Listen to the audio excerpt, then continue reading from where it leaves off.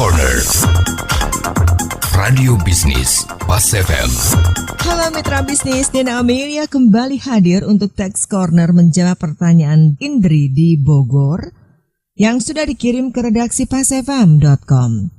Apabila perusahaan saya memberikan sumbangan berupa uang kepada sekolah berbentuk yayasan pendidikan yang pengurusnya adalah salah satu komisaris perusahaan, sumbangan ini bertujuan untuk merenovasi bangunan ruang olahraga dan kelas belajar.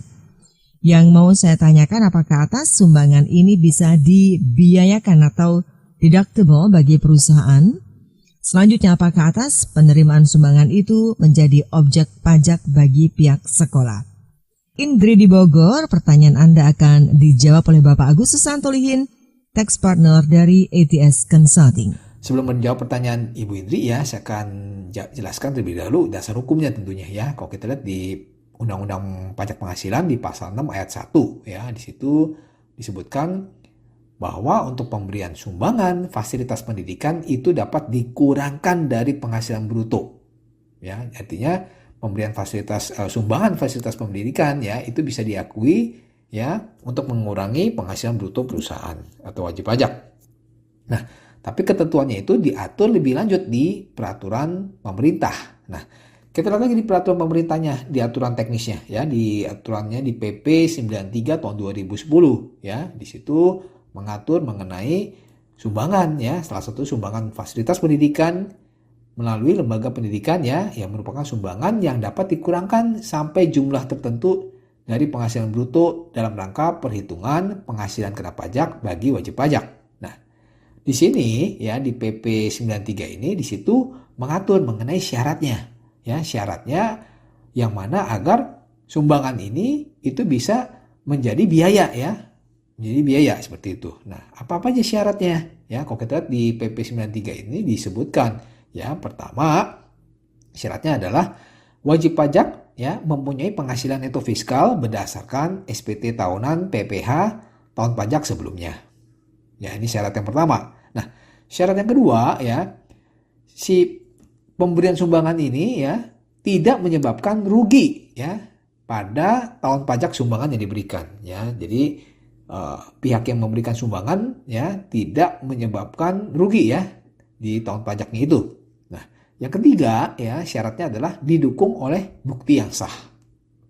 Nah, yang keempat ya syaratnya adalah lembaga yang menerima sumbangan ya itu memiliki NPWP ya, memiliki NPWP. Nah, syarat yang kelima ya, penerima sumbangan ya itu bukan pihak yang mempunyai hubungan istimewa. Ya. Yang mana hubungan istimewa ini dengan wajib pajak si pemberi sumbangan seperti itu. Nah, kita lihat lagi nih. Apa sih definisi apa yang dimaksud dengan hubungan istimewa atau definisi hubungan istimewa? Kita lihat ya. Nah, hubungan istimewa ya, kalau kita lihat di Undang-Undang Pajak Penghasilan itu ya, itu adalah wajib pajak yang mempunyai penyertaan modal langsung atau tidak langsung paling rendah 25% pada wajib pajak lain. Ya. Nah, hubungan antara wajib pajak ini dengan penyertaan paling rendah 25% pada dua wajib pajak atau lebih ya, seperti itu ya. Jadi di sini pertama ada mempunyai penyertaan modal ya baik langsung maupun tidak langsung paling rendah 25%. Nah, yang kedua ya, syarat yang kedua terkait hubungan istimewa ini adalah wajib pajak menguasai wajib pajak lainnya ya atau dua atau lebih, yang mana si wajib pajak berada di bawah penguasaan yang sama ya, baik itu langsung maupun tidak langsung. Nah, hubungan istimewa yang ketiga ya, syaratnya adalah terdapat hubungan keluarga baik sedarah maupun semenda dalam garis keturunan lurus atau ke samping 1 derajat. Nah, kalau kita mencermati ya dari pertanyaan Ibu Indri ya, di sini kan pihak pemberi sumbangan ya adalah perusahaannya si Ibu Indri nih ya.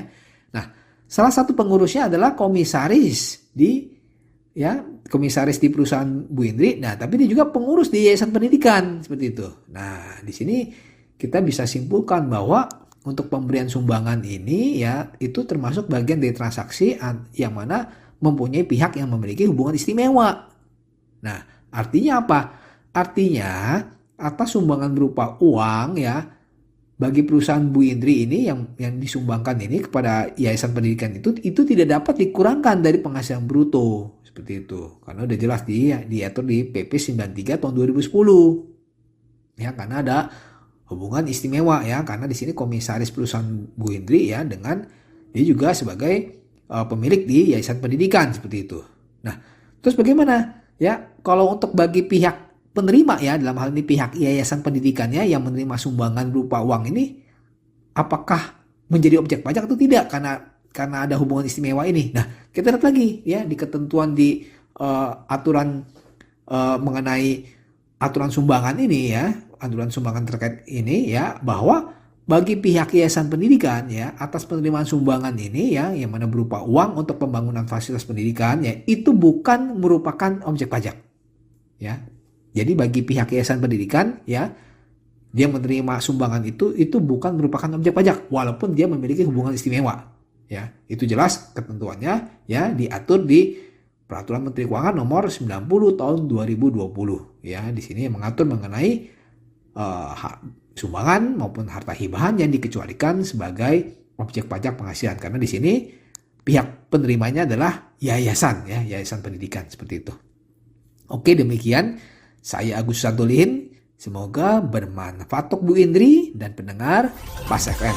Demikian Agus Susanto Lihin, Tax Partner ATS Consulting dalam Tax Corner Radio Bisnis Pas FM. Jika Anda memiliki pertanyaan seputar pajak, email ke redaksi@pasfm.com.